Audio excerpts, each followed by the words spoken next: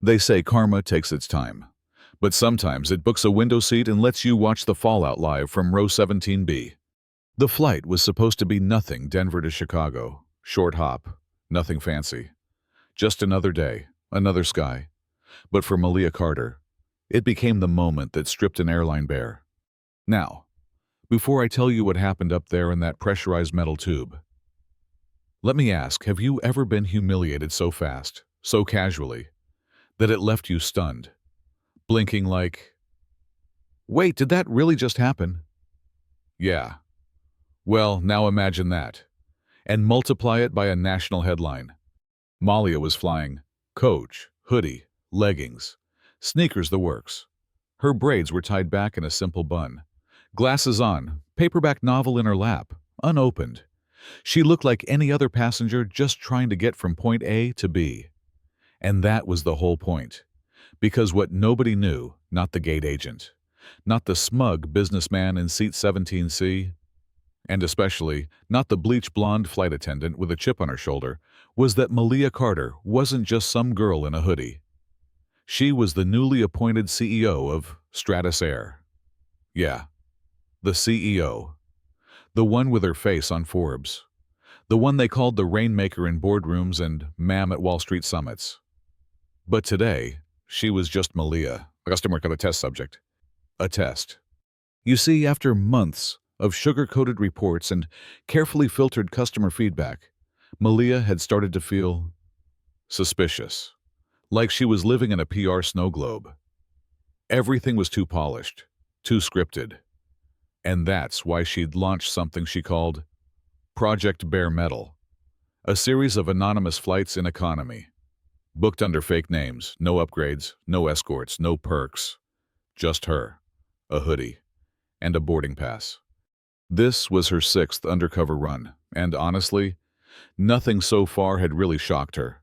Some delays here and there, a grumpy agent in Philly, a forgotten pretzel pack once.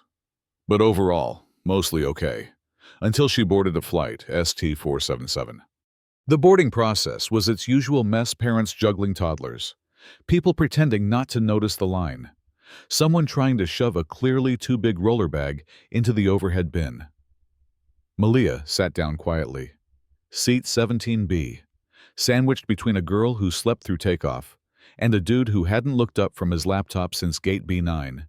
And then came her. The flight attendant. Name tag said, Shelby. Ponytail pulled back like she was about to challenge gravity itself. Face like she chewed lemons for fun, and the energy, oh, honey, she walked like the aisle owed her rent. Now Shelby didn't notice Malia at first. Not really. She was too busy tossing cans onto the cart and sighing like it physically hurt to be there. But then the cart hit 17B, and that's when the crash happened. Literally. Shelby reached for a can, maybe orange juice, maybe tomato, maybe the wrath of the customer service gods, and it slipped right onto Malia. It wasn't just a spill, it was a splash. A cold, sticky wave soaking through Malia's gray hoodie, dripping onto her leggings, her book, her seat. And for a beat, the whole row froze. You'd expect a gasp, maybe an apology, maybe even a napkin and a flurry of concern. But no! Shelby laughed. Not a nervous chuckle. Not a oops, a full snorting, shoulder-shaking laugh. And then, she said, guess someone should have worn black today, huh? Yeah, that happened. Malia blinked. She looked down at the spreading red stain. She felt the chill in her bones, the eyes of the passengers pretending not to stare. And in that exact moment, she felt the heat rise. Not just from the juice, but from the disrespect. But here's the thing. Malia wasn't just mad. She was calculating. She didn't blow up, didn't snap, didn't pull rank. Because if she did, the whole point of Project Bare Metal would crash and burn. So instead, she just looked up, calm, clipped, steady, and said, this hoodie's ruined, and I'm cold. Shelby rolled her eyes. Oh, come on. I said sorry. It's not like I did it on purpose, turbulence. You know. The girl in the window seat peeked through her headphones. The guy with the laptop finally closed the lid, and Shelby. She leaned in close and whispered, just a little tip. Maybe next time skip the light colors if you're gonna be clumsy. Let me pause here, because this, right here, was where Malia almost lost it. Not because of the juice, but because of the message. See, this wasn't just a bad flight. It was a glimpse into a broken culture, a culture that tolerated mockery, excuses, and zero accountability. Heroes. So, Malia took a breath, sat back, and watched. Every interaction, every side eye, every joke whispered in the galley, thinking she couldn't hear. But the best part, there was someone else watching too. The man in 17C, Arthur, wasn't just a laptop zombie. He was Stratasair's former director of internal risk, retired, but still sharp as a tack. And he knew exactly who she was the second the juice hit her hoodie. They never spoke, just a glance, a nod, and that was enough. Arthur went to the lavatory. On the way back, he stopped by Malia's seat and casually asked if the man beside her needed help finding a complaint form. Subtle. But now, Shelby had a witness, a credible one. By the time the plane touched down in Chicago, Shelby was still smirking, still gossiping in the galley with the other attendant, Brenda, who mostly stayed quiet, occasionally muttering, "Tiff, maybe tone it down." Oh, did I mention Shelby's real name was Tiffany? She preferred Tiff. Ironic, right? She hated being called by her full name. Malia made a note of that. Anyway, plane lands, passengers file out, and Malia waits. Let the others push and shove for overhead bags. She had bigger baggage to deal with. Once the coast was clear, she stood up. Her hoodie still damp, her eyes laser sharp. She walked through O'Hare like gravity had shifted her back straight, her pace deliberate. By the time she reached the executive exit, the hoodie was just a uniform of war. She pulled out a sleek black phone. Not the burner she used for these undercover runs, her real phone. Speed-dialed Julian. Julian, her right-hand man, the COO. "Get me everything," she said. Tiffany Jenkins, Brenda Carmichael, passenger reports, flight logs. I want to know if there was any turbulence. Oh, and pull the galley audio. I know that mic caught something. Julian, bless him, didn't even flinch. Anything else? One more thing, Malia said. We're holding a mandatory review meeting tomorrow. Make sure it's in boardroom C, and make sure they're there. Next morning, boardroom C. Massive glass windows overlooking the runways.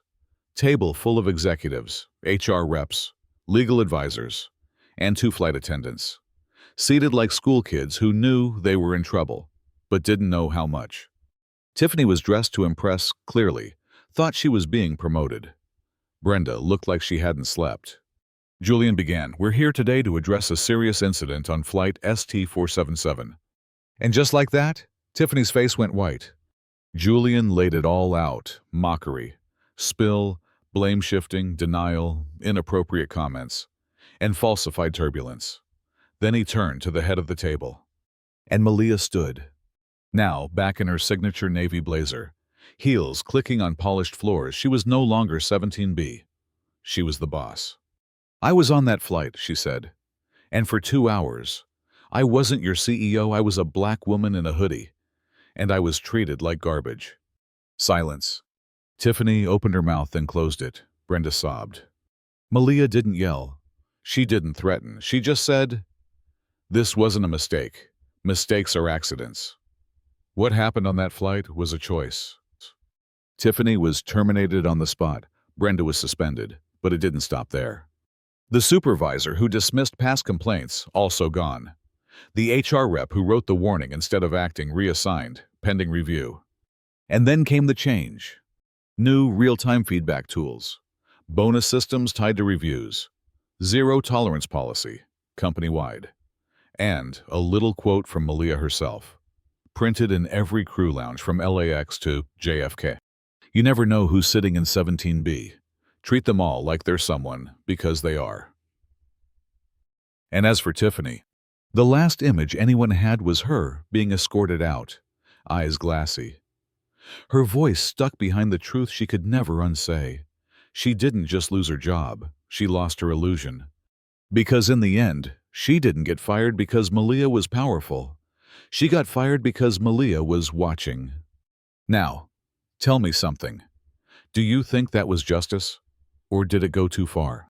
Was Malia too harsh or not harsh enough? Drop your thoughts in the comments. We read every single one. And if you ever had your own Row 17B moment, well, you're not alone. Hit that like, share the story, and don't forget to subscribe for more real tales of truth, power, and the karma you never see coming.